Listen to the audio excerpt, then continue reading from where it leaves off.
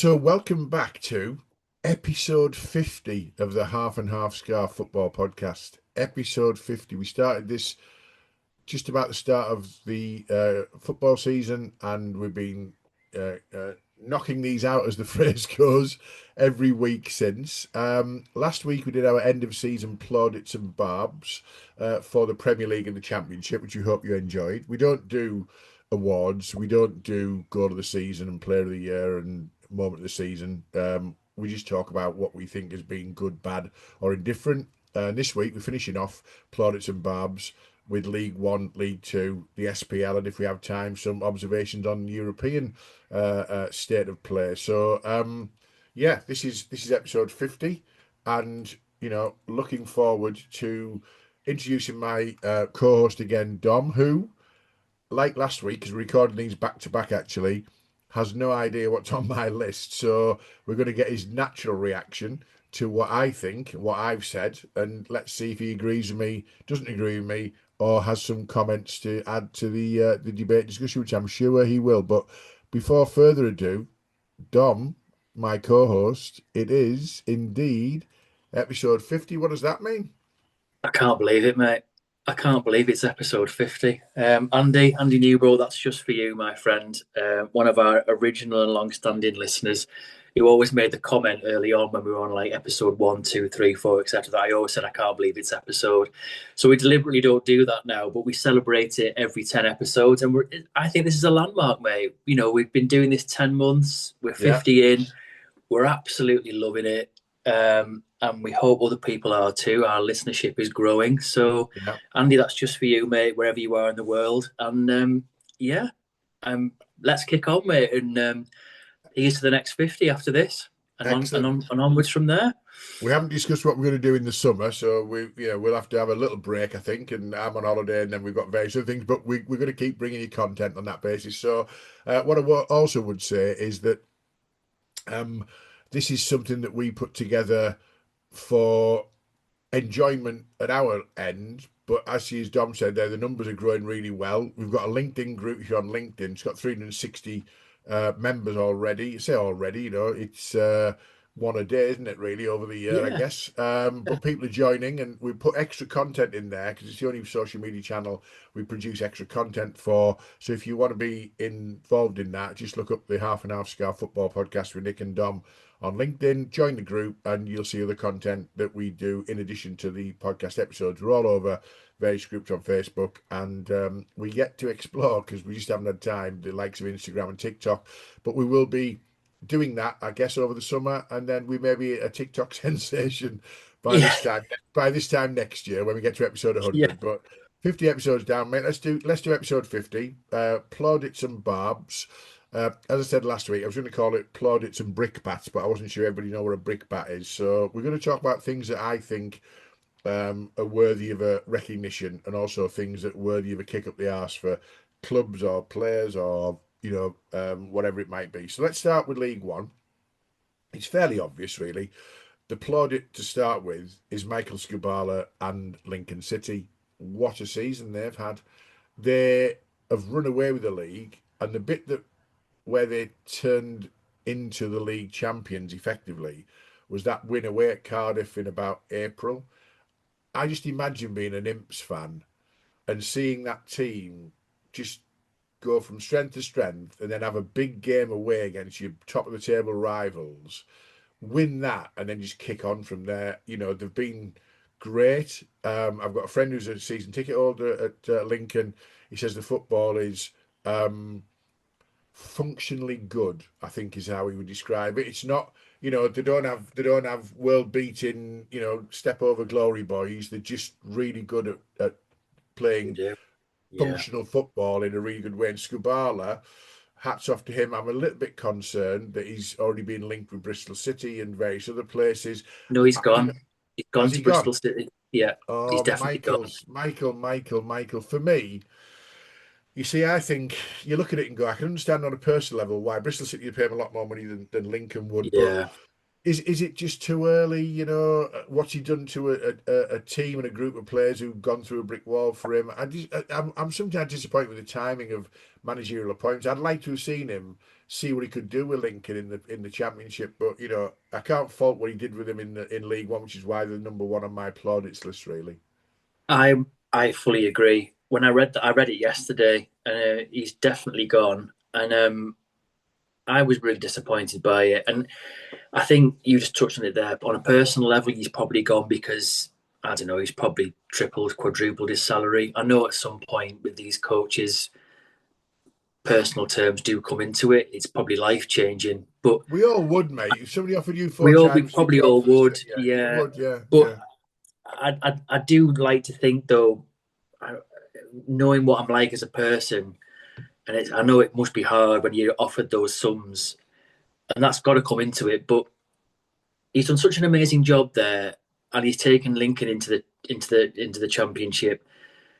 And you just think, would you not just stick it out for another season or so? I mean, if you did well there, you're raising your profile even more. Plus, I hate to say it because I don't dislike Bristol City, but Bristol City they're almost a bit cursed like other clubs in that they never really reach those heights. And maybe he's thinking, I won't achieve that with Lincoln, and maybe he wouldn't. But I'm not convinced he'll do it with Bristol City either. No, And Bristol City can be a bit trigger happy in terminating managers. So all of a sudden, he might have gone from being amazing to an also run, and we might not hear from him again. Or he might do amazing things. You just don't know. But no. yeah, it's almost like Bristol City just come along and just scoop someone who's done an amazing job somewhere else. I wish him well, but I'm a bit disappointed because yeah, it could set Lincoln back. Who knows? It might not, but yeah, Yeah, it's all difficult. about their next appointment and what that does for the players who came up, but also whether the Yeah, gap between League One and the Championship is not as big as the gap between the Championship and the Premier League, but it is a gap, and it is a they're going to have to it invest and is. get the right Yeah, players, aren't they? Really, but yeah, I've not been to Sinsel Bank, so I'm really pleased that they came up because yeah, I'm looking forward to that. So that yeah, was good. Second plaudit, I've given to Cardiff City, and you look at it and go, well, they were the biggest club in the division. Why are you giving them a plaudit? I'll tell you why. Because they came back up at the first time of asking, and not many clubs do that. You ask Sheffield Wednesday, you ask Southampton, yeah, you ask Sunderland, you ask Leeds. You know, when you're down there, sometimes it's a tough league to get out of League One. So Brian Barry Murphy seems to have been a really good choice as manager or coach at the start of the season. Yes, they didn't win the league, and yes, they were well beaten by Lincoln over the period. But to finish second and go up automatically, because they were a basket case when they went down as well. By the way, weren't they, yeah. They Cardiff? were. Really Yeah, badly run, badly organised. Could have easily done a well, I'll come to the Barbs in a minute, but could have done, like other clubs and just like disappeared into mid-table mediocrity. So well done to Cardiff. Well, yeah. welcome back to the Championship. I'm not that welcoming because it's too far. It's just a long way from the game, and you know what I mean. But welcome back. Yeah, I agree with that. It's always a risk, isn't it, going down? You can get swallowed up and struggle. And I, I'm like you. I admire the fact that they were in a real mess, and I wasn't really sure they'd bounce back quite quickly. But they've really sorted themselves out and Mm. played some good stuff. So yeah, Okay, I've no and worries. I know I'm linked to a company that are based in Cardiff as well, and I know a lot of fans who were season ticket, and a lot of people who were season ticket holders there. They've said the football's been really good. They've really enjoyed Yeah, going there this season. So yeah, I wish them well next year. Not too yeah. much, but I wish them well. Well enough. You wish it was Yeah, well well enough. enough. Okay. Let's bring on to the Barbs because I like to mix it up a bit. And going back to the clubs that have sort of fallen into mid-term mediocrity, I've got two, and they're both Yorkshire clubs initially. Huddersfield, who finished ninth, and Barnsley, who finished 15th. I'm sorry, Simon Jennison, Barnsley. So Huddersfield finishing ninth, right? Surely in recent history, they're too big a club to be mediocre in League One. And, they've had a lot going on, change of managers a few times. And again, Andy Newbold, sorry, you support Huddersfield. You've not laid a glove on the playoffs this season, really. I think at one point you were, close enough, but piss poor at ninth. And Barnsley, I think, Simon, you would say, I think your season was over in about November. It's like, Yeah, oh, God, we're mid table. We look like mid table. What are Barnsley and Huddersfield doing ninth and 15th in a division that, there's some decent clubs in there, but surely you're both better than that, aren't you? I think so. Yeah. I mean, I was surprised at Huddersfield. You'd think they'd have enough going on legacy wise from the last few seasons to be strong enough to Yeah, pull themselves out of that division. But maybe this links into what we were just saying about how well Cardiff have done to get out of it and the struggles of what that league is. That if you don't get it quite right and there's you haven't got the right players or players going out the door, managerial turnover, etc. And they've had a few managers, haven't they? Particularly Huddersfield. So yeah, I think it can affect how you are on the pitch. So, I don't really see things changing that rapidly anytime soon. That's the thing. So no, they could be stuck there again for a while. I mean, Barnsley have not. They've been down there a few seasons now as well, haven't they? yeah, So yeah, they're not. They're struggling. Huddersfield, maybe it's their maybe they're running the spotlight over the last few years of having some good players and a good run and doing quite well is over. So I hope not. But mm, yeah, I think their fans would have wanted a lot better. Not not a good season all round, really. no. My next plaudit, Bolton Wanderers, Oh yeah, yeah, stormed the playoffs, absolutely yeah. stormed the playoffs. Well done. It's good to see him back. I mean, It is. I always associate Bolton Wanderers with like really shit Sam Allardyce football, but actually, when you look at Sam Allardyce when he had Bolton in the Premier League and they had bloody hell, they had Jockey and they had bloody JJ Kocher and people like that. They were a well-established Premier League club, Yeah, they were. a number of years ago. It's at least a generation ago. For those who are not sort of like looking at it, going Bolton Wanderers, really. Um, they've been in a bit of free fall. Been down there, I think, a couple of seasons, haven't they? But well done, because I like a day out at the as an away day at Bolton. I think it's we've had some fun days there. We've had some real stories of because you roll out the away end and you're right into the away end car park. And Borough fans at away games are notoriously strange. I've seen some really strange sights at Bolton Yeah, away. yeah. Lunchtime kickoffs in the sunshine and various other things. Really, really fun. So yeah, well done. Good to have you back, and it's another northern away day, so that's quite good. Dead easy to get to by train or by driving. Um, and it's a decent stadium, decent fan base, and I think they'll be really up for a return, won't they? I think so. They've had some hard times over the last few years as well. Mm. Difficulties and administration, etc. So they've had setbacks, and they've always had a really good fan base. So I'm really pleased for Bolton fans. They've been really good to watch this season. Always a good atmosphere at the. Is it the Macron Stadium now? I never know what it's called anymore. Don't Or know is it what the it's called. Broden Bolton? I'm not really sure. But University of Bolton. I that's don't the know one I what think it it is. is. Yeah, Maybe yeah, nail on the head. But yeah, yeah, it's good crowd round there, good people. So yeah. I think they'll. Do you know what? I think they could do quite well if they're Mm. on it. They've played some really good football this season.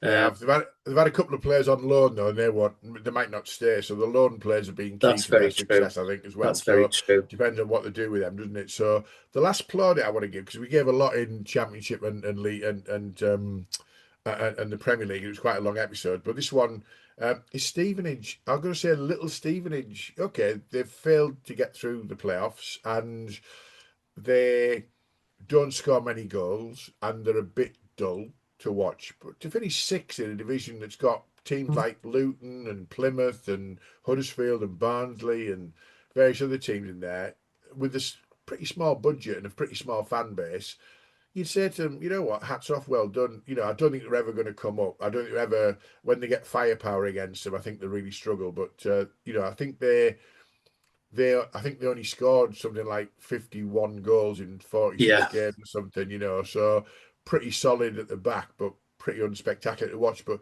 finishing sixth with a small budget at Stevenage, well done. absolutely. That's a brilliant season for them, and they'll be hoping for more of the same next year. And I think Mm.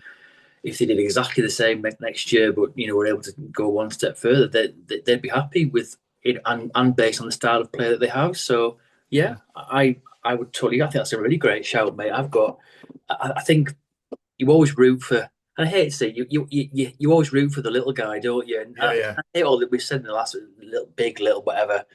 But yeah, I'm really pleased with what they've done and just missed out. But it just show it also goes to show you sometimes if you play football a certain way. I mean, everyone likes to be free scoring, but it's not all about the goals you score. It's sometimes the goals you don't concede. So Yeah, I think they're the epitome absolutely. of that this season. Yeah, good Yeah, shout. I'm not sure I'd want to watch 46 attritional games of watching Yeah, them, but it could be hard yards at time, but I'd say their fans were probably quite happy. yeah, You'd take that just to be in the mix, wouldn't you? I think they probably were favourites to go down at the start of the season on most Yeah. people's lists. You're looking at budgets and you're looking at size of club and everything. People go, oh, it's the lazy pundits who do that, isn't it? Oh, well, it must be them. But there's always teams who surprise you in every division, and they've been a surprise package. And they've probably played that way on that basis. Part of what they've done is probably deliberate in that we might have to play a certain way to Yeah, survive here. And they've not just survived, they've actually been contenders by doing that. yeah, fair dues. My last two in League One are Barbs. Peterborough, what are you doing, Peterborough? Yeah. Is Ferguson going back for his 18th time next season? What are they playing at as a club? They finished 18th. They were absolutely abject most of the season. They were in real danger of getting relegated. And it's Peterborough, a team who are probably, you'd say, top six in terms of Yeah. size and capability. But they finished 18th. I mean, what they call him, Adrian Durham on talks about. I really like Adrian Durham. He's a round the grounds guy. Yeah. He's a posh fan, and he's pulled his hair out this year, saying, we've been terrible, and we deserve to be where we deserve to be. But if you're Peterborough and you finished 18th, surely you either kick on next season, or you're circling the drain, which we talked about before in the Premier League, and that's not good enough for a team of No, size of Peterborough in League One, is it? it's not, mate. And yeah, I've always been a bit amazed with Peterborough and the Darren Ferguson obsession. I mean, if he goes back there again, surely that is part of the problem. That's a massive issue for me. Yeah, It's it like is. it's like a broken record, isn't it? You're not fixing anything at Yeah. all. So yeah, yeah, 18 for them is not good enough at all. They've No, got to be careful, haven't they? Because they get that wrong again, and they could be on the slippery slope to League Two. So it's very difficult. which is my last barb. 23rd place in the league, Rotherham United. What's happened to Yeah, Rotherham United?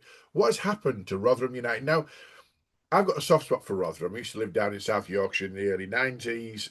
I like the people. I think they're really genuine, decent folk in South Yorkshire. Obviously, I don't like Sheffield United fans, particularly, only joking. Rotherham's a hard-working town. They've got the New York Stadium, which is a bit of like a Lego stadium. They always give you a big away allocation. It's always a decent away day. It's only 45 minutes from where we are in York if I drive a bit quickly. It's a decent little away place. It's a decent little travel, decent little trip. We've had real issues with Borough over the years trying to beat Rotherham. yeah, When they had Warnock and when they had they came to our place and drew 0-0 in a game that's so unmemorable. I can't remember anything about it except that they were bottom of the league and we were going for promotion at one point, and they had a curse over us, and they went down quite rightly because they've been up and down, yo-yo. But the yo-yo snapped, hasn't it? yeah. The string snapped.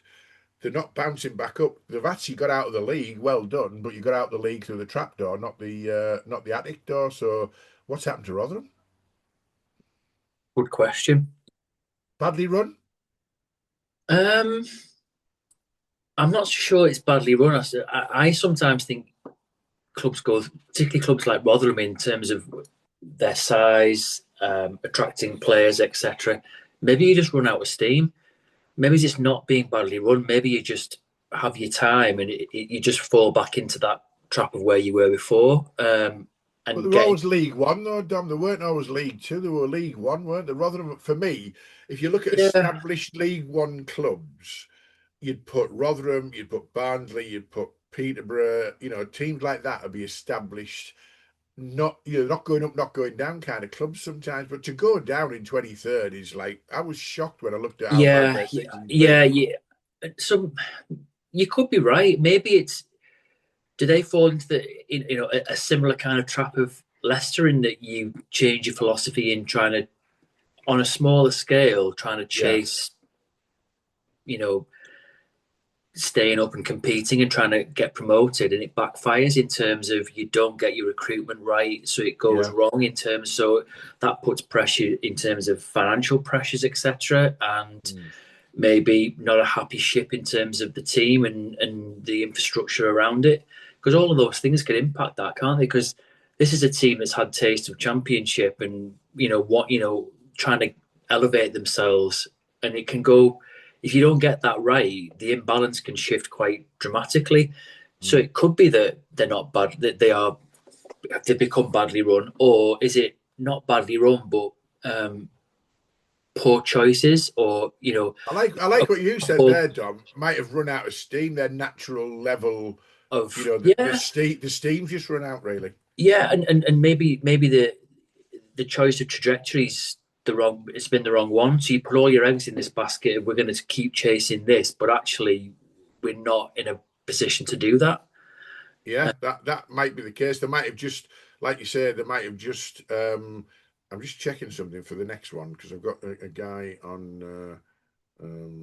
That I want to mention by name, and I can't remember his name, which is not great, is it? So, uh, so bear with me. Right, okay, that's the guy. Yeah, right, okay. So yeah, I think Rotherham. I was quite shocked at how bad their season had been when I did a bit of research. And 23rd is not Yeah, good enough in League One for him, is it? no, completely. And I think, again, when that happens, it can also lead to unrest in the fan base. I mean, I think as Rotherham fans, they'll be behind their club no matter what. But to see such a drop off, that's Yeah. quite demoralising. So the whole blend doesn't sit right. So They've had I, some you pretty know, hard times historically at Millmore and places like that, haven't they? When they used to own the old ground and things, so they've been through the mill loads of times, haven't they? It's not yeah. like it's So the first time for them, really. But yeah, Rotherham fans, you tell us.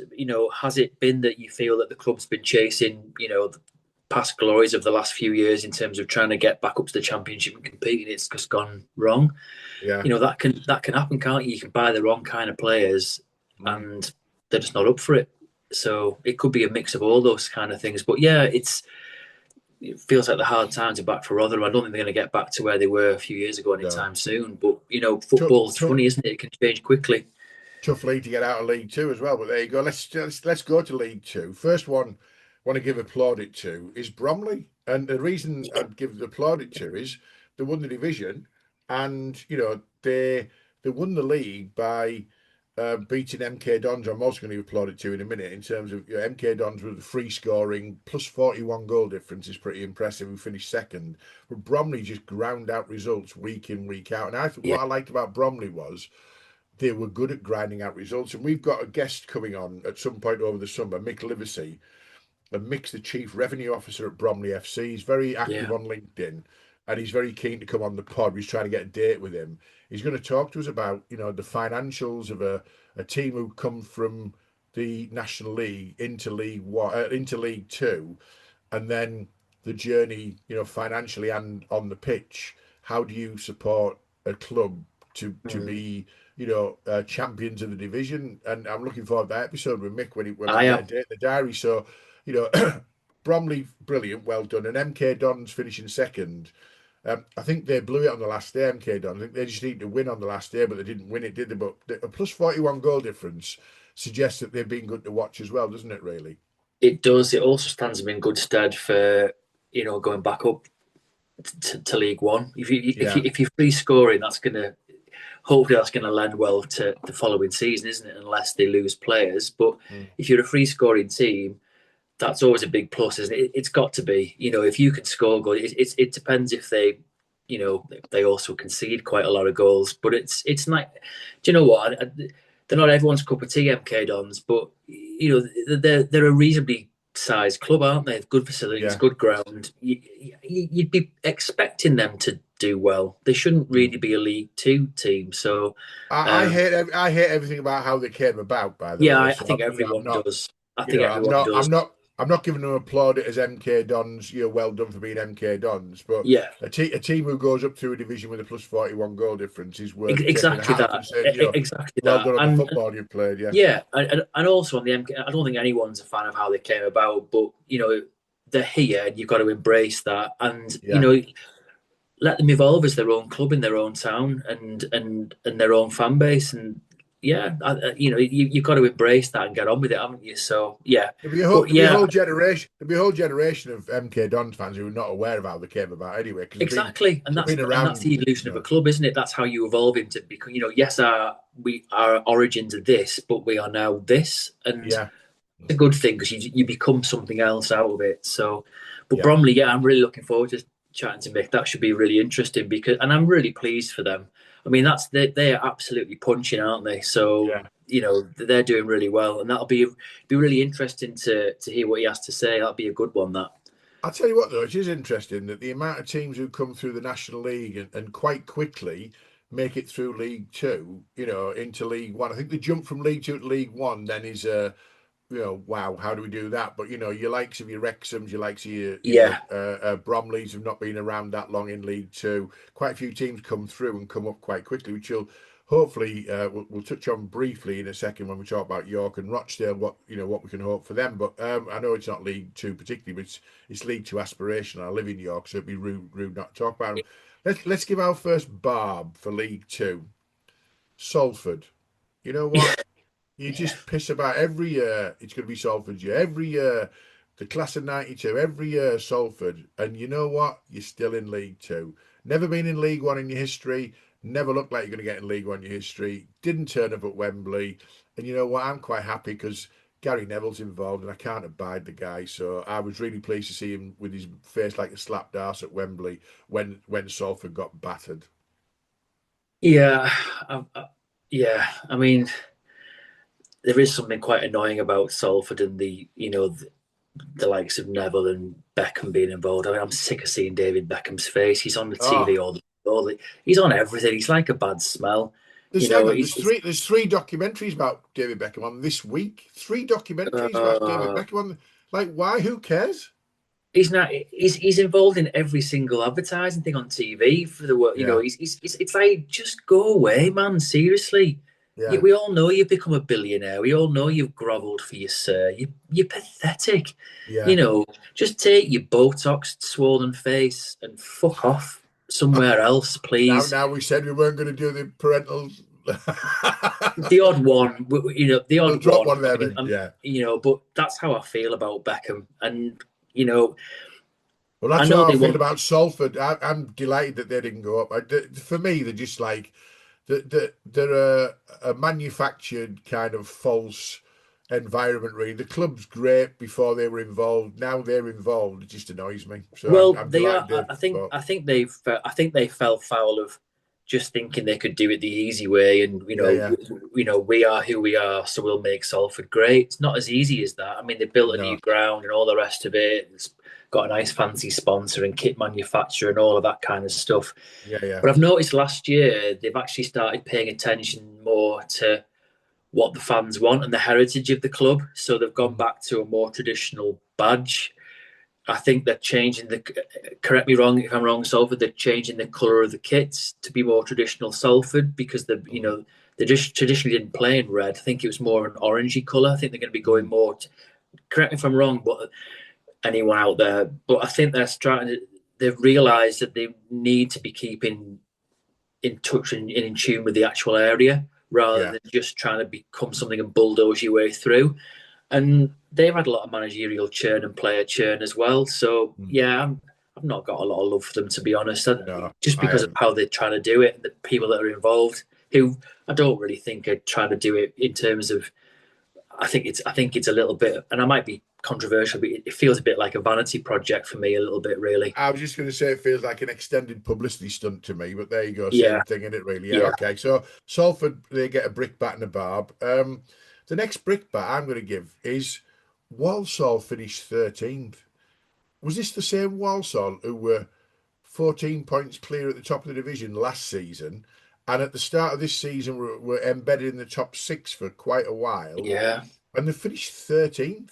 What on earth is going on at Walsall? If you're a Walsall fan, you would not trust this team as far as you could throw them, would you? Even no. if they were like 16 points clear in January, you'd still think we're not going up, which is bizarre. In the last 18 months, they've absolutely capitulated twice.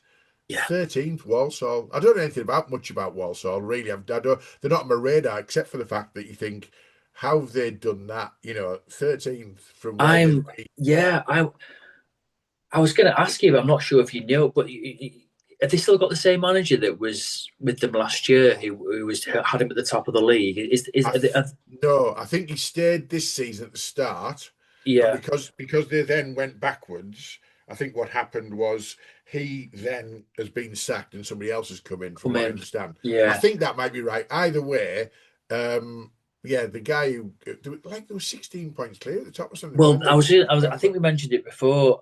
I think it's almost like that dreaded curse, isn't it? I remember when there were 16 points clear. Sky did an interview with the manager in the club about, how have you managed to do this? And it was all about this new Walsall way of doing things. And I'm like, really? You're doing this now? Isn't that just a kiss of death doing stuff Yeah, like that? Surely you just keep your counsel and just carry on as you are. You don't yeah, start, going on about, oh, we've done this and this is how we do this and everything else. And it's like, I'm very wary of when, because literally as soon as they did that, they dropped off a cliff. yeah, And it's like, are you giving stuff away that actually people weren't aware of? So you're giving. I just yeah. sometimes think with stuff like that, just keep your counsel and keep your mouth shut and Mhm. just Get on crack with it. on. If Sky come to just go, actually, no thanks, come back to us at the end of the season when we've actually done something Yeah, because actually at the moment we haven't won anything, so or kiss of achieved it. death. But yeah, as fans, you'd Yeah, be a bit miffed at that one, wouldn't you? yeah, yeah. From 16 points clear to 13th the following year, that's a That's significant some drop drop off. off. Yeah, It is. yeah, It is. My next plaudit, I'm only going to give it to Cambridge United because they finished third. That's fine. Well done. They go up automatically. But actually, my plaudit goes to Notts County. Um, Proper old club and yeah, the original football club.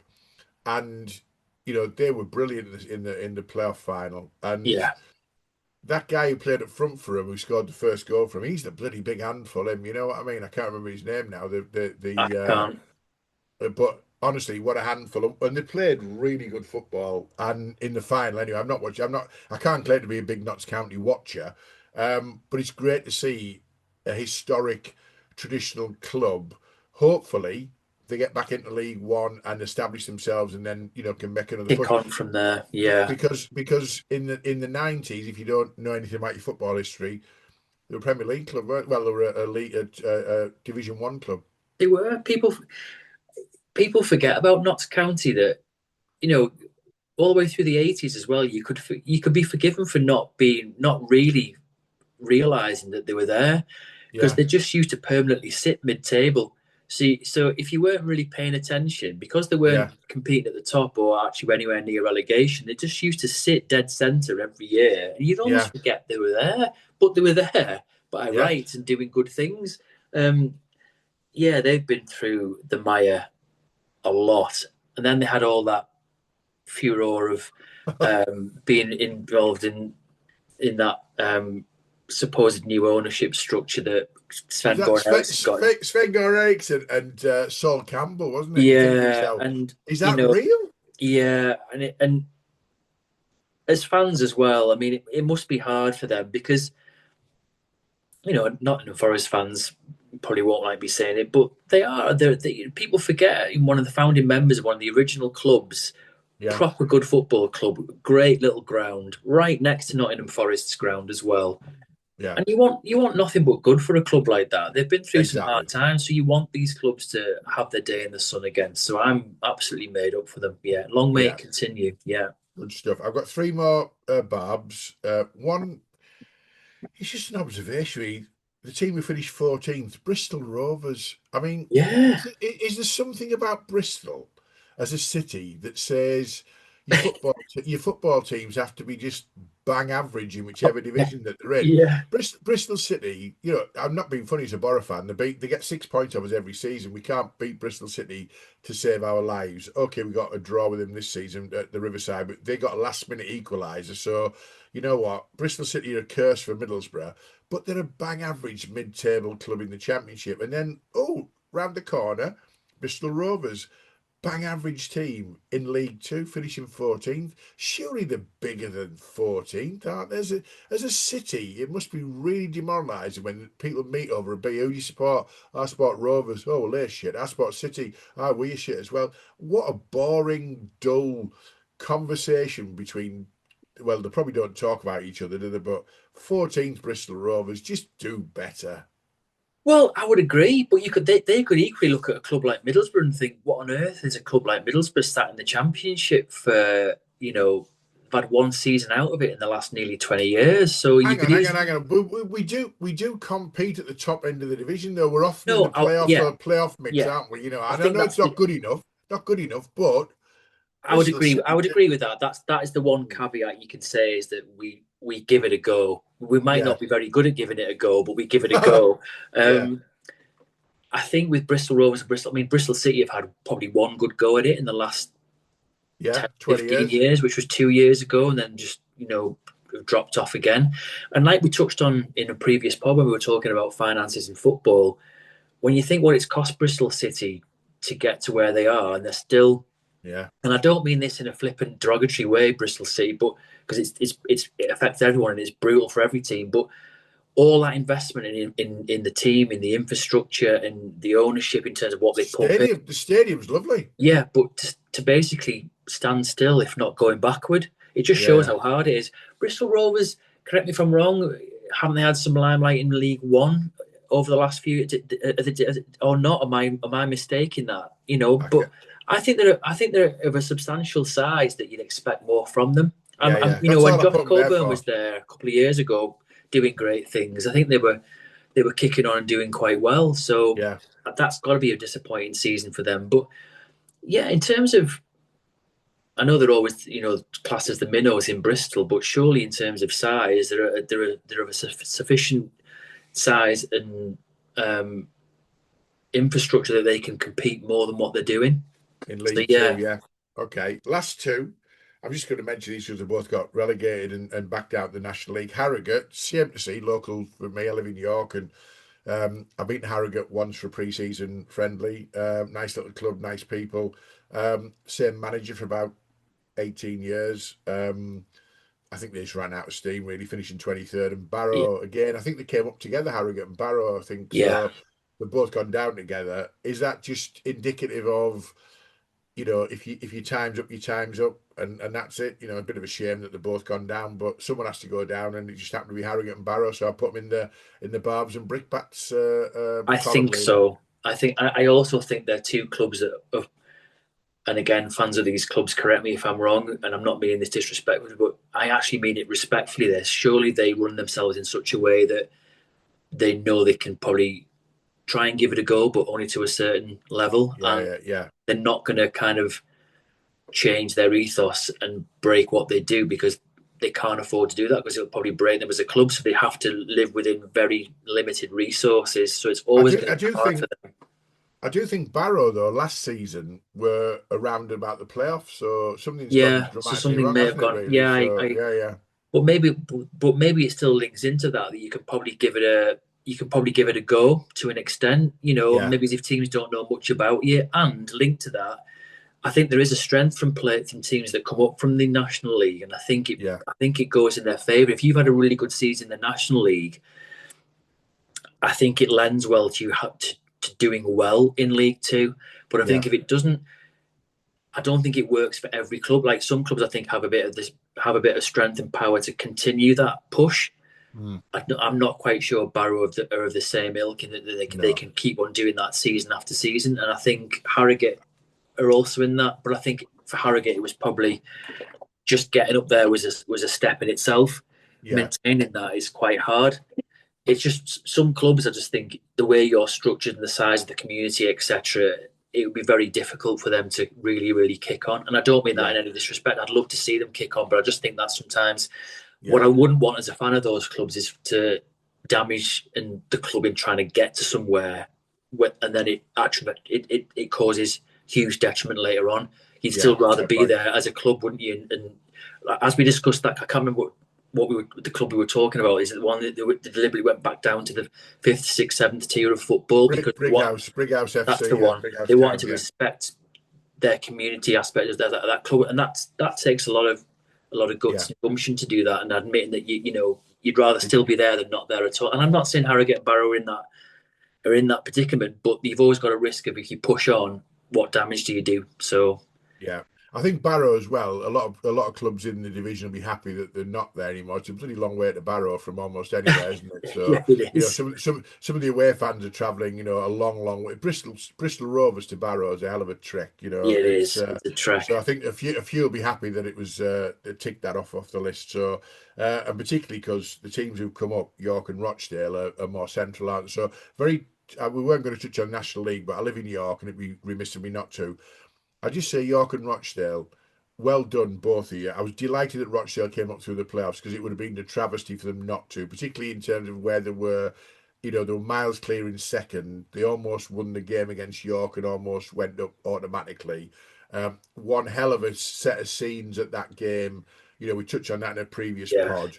So I'm delighted for York, delighted for Rochdale, delighted for what they gave us in that moment at the end of that game, but also delighted that they both come up. And I think they're both proper clubs. I'm yeah. looking forward to seeing York City's progress. I think they will play good football and try and get into the top six, top eight, whatever it might be. I think Rochdale have got everything in place to do that as well. Like you say, if they kick on in the first season, that's great. If they don't, then it becomes the Harrogate Barrow scenario, doesn't it? I think so.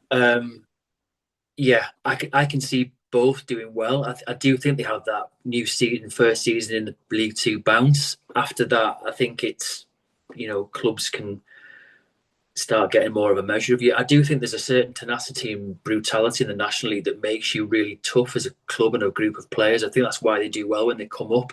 Yeah, But yeah, then maintaining that, it's then how you invest and strengthen and go from there. And clubs have found it difficult, haven't they, over the years? So yeah. clubs like Stockport found it difficult, Notts County have found it difficult, Lincoln Mm. have found it difficult.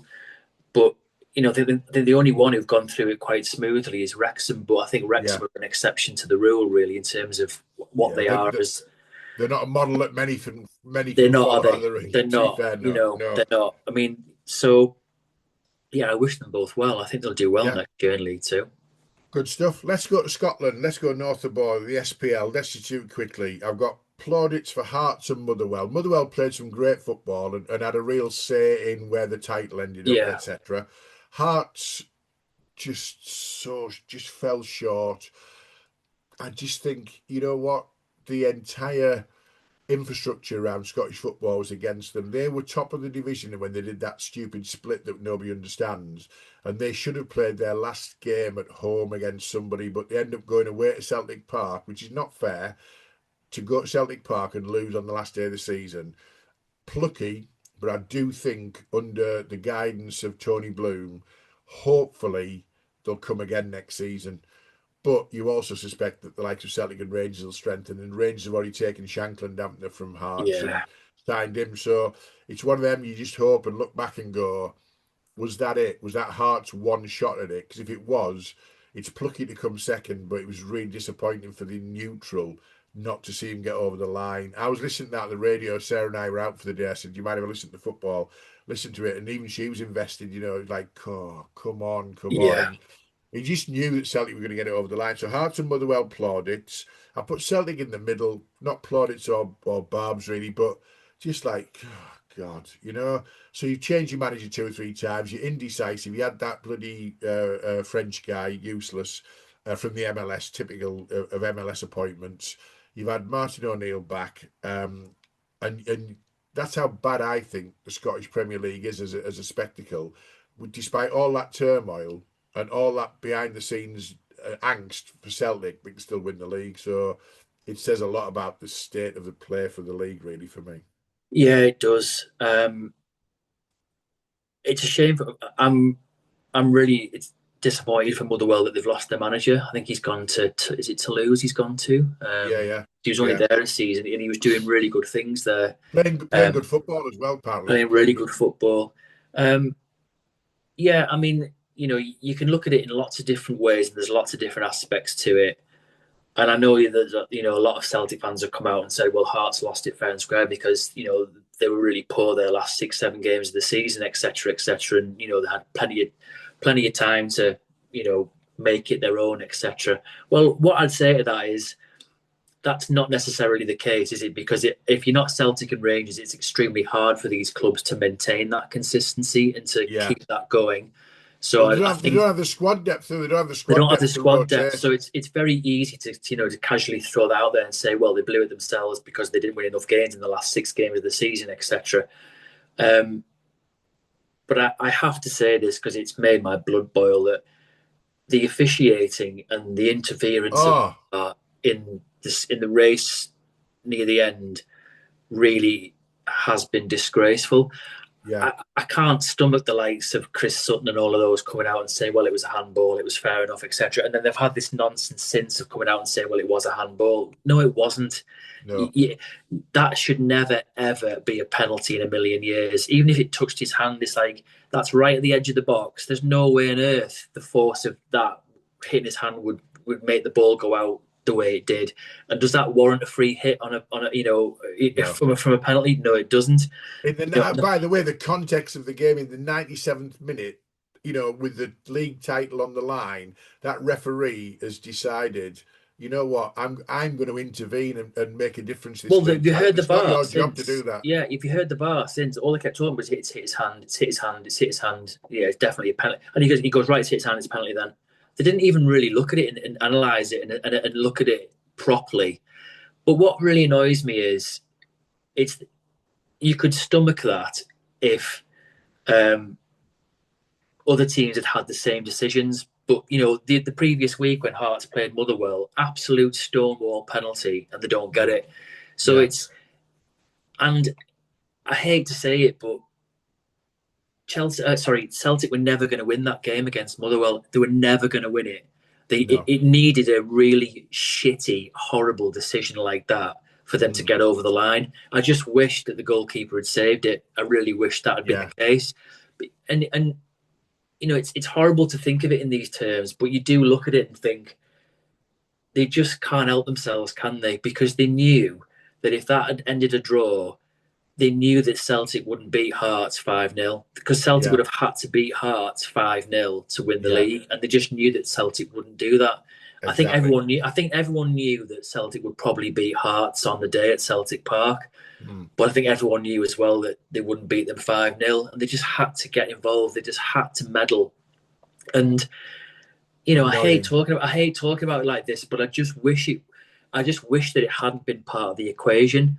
Yeah, But people saying, "Oh well, it wasn't. It's irrelevant." They still would have lost it. They still didn't, sew it up themselves over the last few games of the season. But I would turn around and say, but unfortunately, it did get involved and it did have a big impact on it, and it got yeah, involved when it didn't need to. And let's be honest here, this has been going on in Scottish football for years.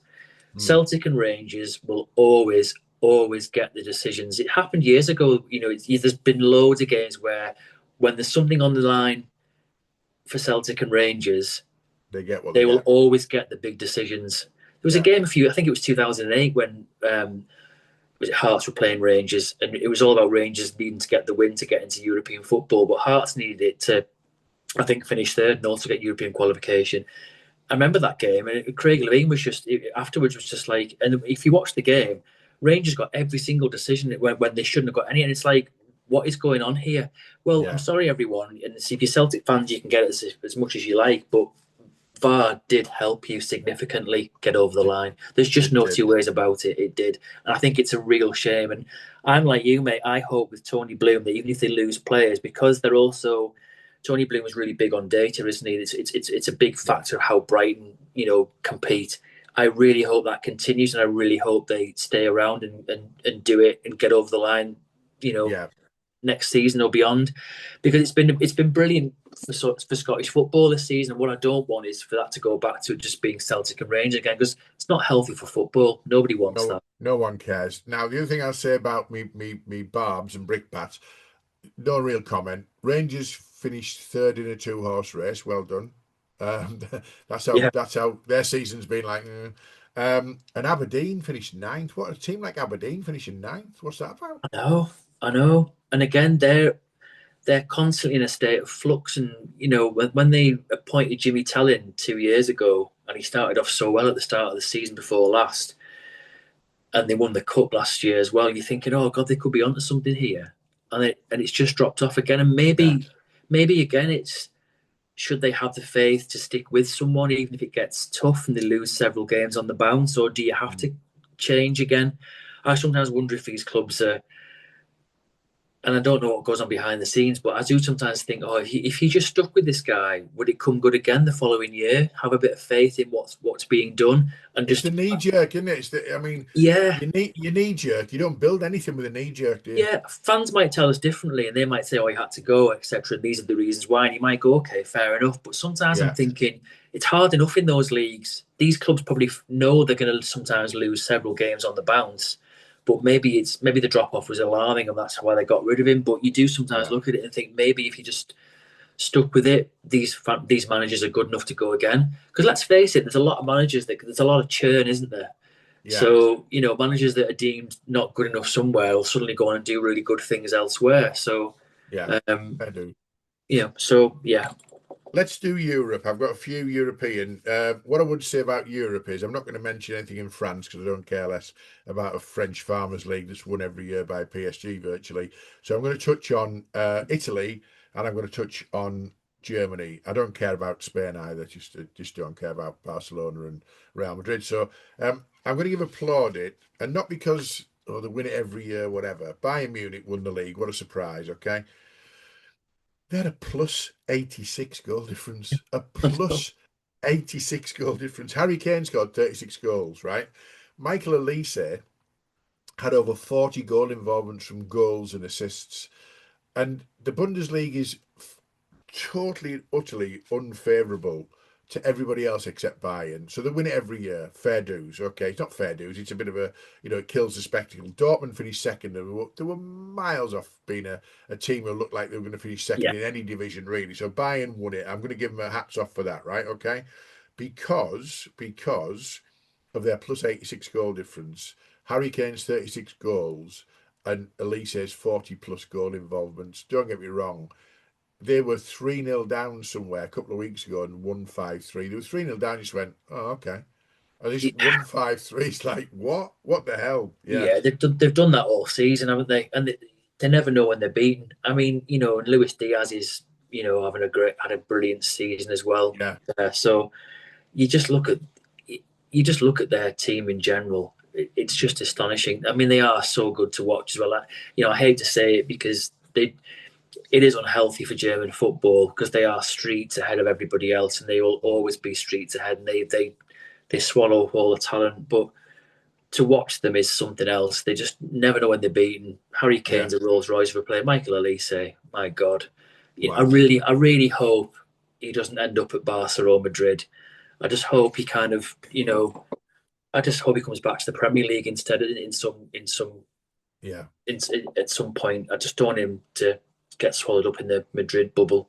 Um, Exactly.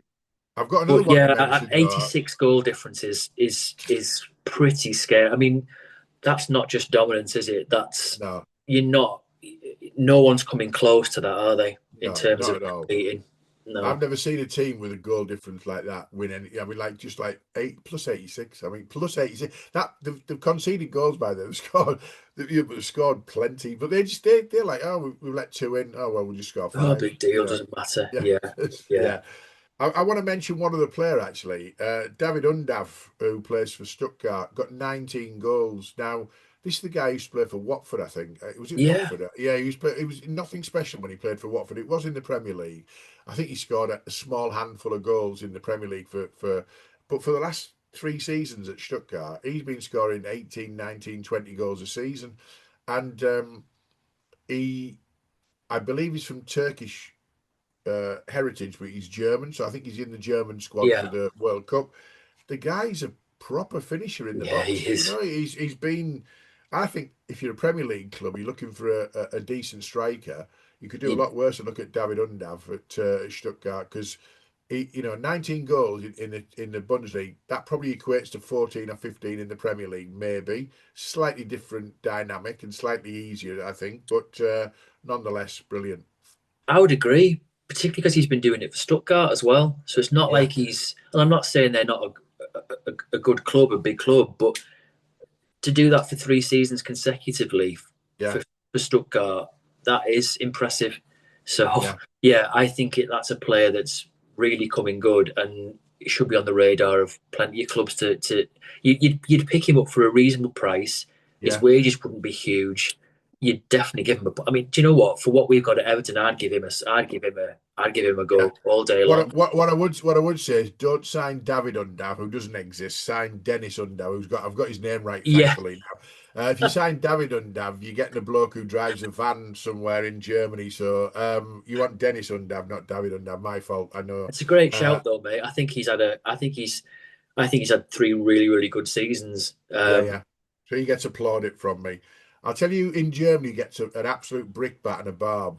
Wolfsburg, Oh, oh, Wolfsburg have been relegated for the first time in their history and fully deserved it. They've got a managerial merry-go-round in Germany, right? It's the same old managers go around the bloody loop.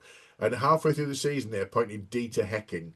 Dieter Hecking last won something in about 1843, but he's been at every. I think he's probably managed in 16 of the Bundesliga clubs over his history. Right? He's a guy who just goes round and round the block. And he took Wolfsburg down. Wolfsburg have never been relegated in their history from the Bundesliga, and they got beat by Paderborn 2-1 in the second leg of the playoff final. And you know what? Love it, love it. yeah, yeah. I think that's. I'm with you. I've looked at that and thought, what on earth is Dieter Hecking still doing the rounds for? I mean, he gets sacked everywhere. He doesn't achieve Yeah, anything. So you do look and think that's just poor managerial recruitment because what you're trying to achieve yeah, by yeah, the yeah, so I think you reap what you sow sometimes. Wolfsburg have been struggling for a few seasons now, and they've yeah. They have. finally fallen into that trap of just getting swallowed up because they've not been good enough. And Yeah, what do you expect? I never understand why managers like him keep getting work because they're not everywhere they go. They're not adding any value. yeah, Surely, if he was going in somewhere and adding pockets of value or doing things where you could see, yeah, you can really see why managers appoint him. That's not the case, though, is it? no, no, Ever? shocking. Yeah, What I would say selfishly, Paderborn isn't that far away from Dortmund. So on our next trip next season, we might end up taking a Paderborn game in as well as Dortmund. that would be quite good, mate. Yeah, that would be really good. There Yeah, you go. Right, last one. Serie A. I watch a bit of Serie A. I watch it every week. I watch the highlights, right? Um, Inter, well done. You won the league again. Big deal. Yeah, yeah, yeah. Como finishing yeah. fourth.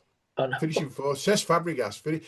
Lake Como is a beautiful place not associated with football. And Como finished fourth in Serie A, Champions League, and they've done it at the expense of AC Milan, Juve, and Lazio and teams like. I Yeah, mean, Lazio are a non-team for me. I just don't. Finished ninth again. Lazio are Stoke City. They literally are Stoke City. Juve finished sixth, and AC Milan finished fifth, but Como finished fourth. That's all I want to finish on. It's great for the underdogs. It's great for the, we hate the phrase smaller teams. But I tell you what, Cesc Fabregas is unlikely to be Como manager for too much longer. Because if you can take Como to Champions League qualification, finish fourth in Serie A, above some really big clubs, yeah. I would agree. you're on the radar of some really bigger clubs who might want a decent manager, whether You it's in are.